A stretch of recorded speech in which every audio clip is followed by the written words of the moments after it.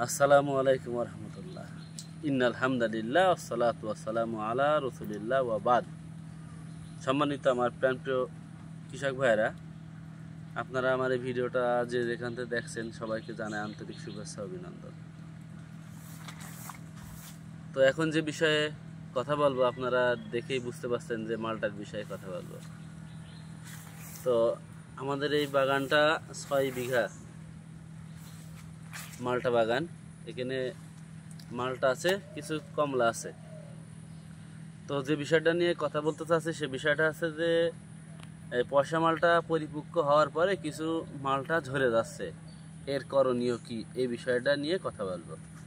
তো তার আগে আমি দুটো কথা আপনাদের উদ্দেশ্যে বলতে চাই। সেটা হচ্ছে যে আপনারা চাষ করতে গেলে যারা চাষ করবেন মনে করছেন, যারা নতুন যে সমস্ত আমার ইয়াং জেনারেশন ভাইরা রয়েছেন যারা মনে করছেন চাষ করব, তাদের উদ্দেশ্যে কথাগুলো বলছি যে আপনারা যারা চাষ করবেন তারা চাষ যেহেতু করবেন সেহেতু চাষটাকে ব্যবসায় রূপান্তরিত করতে হবে।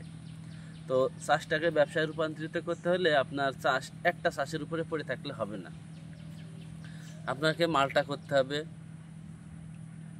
বা এর সাথে অন্য চাষ করতে হবে। মালটার সাথে আপনি ড্রাগন করতে পারেন, পাশাপাশি অন্য জমিতে, একসাথে এক জমির জন্য নয়। আর যারা মালটা করতে চাচ্ছেন, মালটা দুটো মালটা খুবই ভালো, একটা হচ্ছে যে ভিয়েতনাম মালটা আর একটা হচ্ছে পয়সা মালটা। তো সবাই একবারে জানো সবাই পয়সা মালটা করবেন না, আবার ভিয়েতনামও করবেন না। কারণ ভিয়েতনাম হচ্ছে যে প্রথমে ফুল চলে আসে, প্রথমে হারভেস্ট করা যায়। আর পয়সা মালটা একটু লেটে আসে এবং পয়সা মালটা একটু রোগবালাইও বেশি। তো সেজন্য বলবো যারা 2 বিঘে মালটা করতে চাচ্ছেন তারা 1 বিঘা ভিয়েতনাম করবেন, 1 বিঘা পয়সা মালটা করবেন। আর মালটায় যে রোগগুলা হয় এই রোগগুলা যদি আমরা প্রথম থেকে একাধারে নিয়মতান্ত্রিক যদি ট্রিটমেন্টে যায় তাহলে রোগবালাইগুলো খুবই কম হয়। সেটা হচ্ছে যে মালটায় ট্রিটমেন্ট দুইটা, একটা হচ্ছে যে মাল ভাঙার পরপরই, আর একটা ট্রিটমেন্ট হচ্ছে যে ফুল আসার আগ দিয়ে। তো এখন যে বিষয়টা আমি আপনাদের সাথে বলবো সেটা হচ্ছে যে আমাদের যে মালটা ধরে যাচ্ছে পরিপক্ক হওয়ার পরে আমাদের এই বাগানে ট্রিটমেন্ট করা হয়েছে, খুবই কম ঝরছে। তারপরেও আমি এই বাগানেই আপনাদেরকে বলছি এই যে মালটাগুলো পরিপক্ক হওয়ার পরে ঝরে যাচ্ছে। আসলে মূলত এই সময়টা কেন ঝরে, কারণ গাছের ফলে কিন্তু রস চলে এসেছে, আর রস হওয়ার পরেই এটা স্বাভাবিক বুটার গুঁড়াতে খসে পড়তে পারে। তো এই জন্য আমরা এখানে দুটো ট্রিটমেন্ট করতে পারি।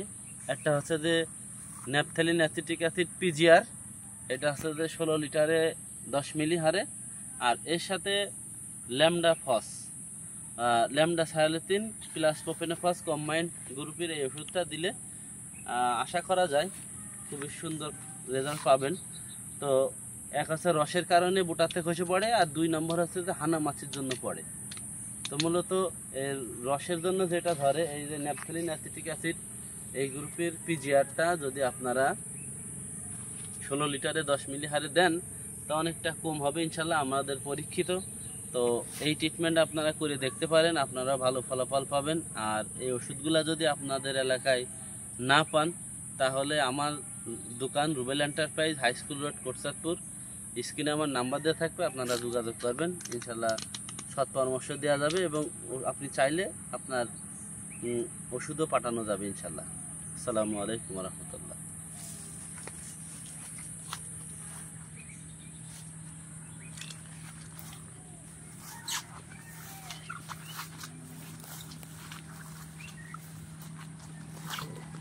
Yes,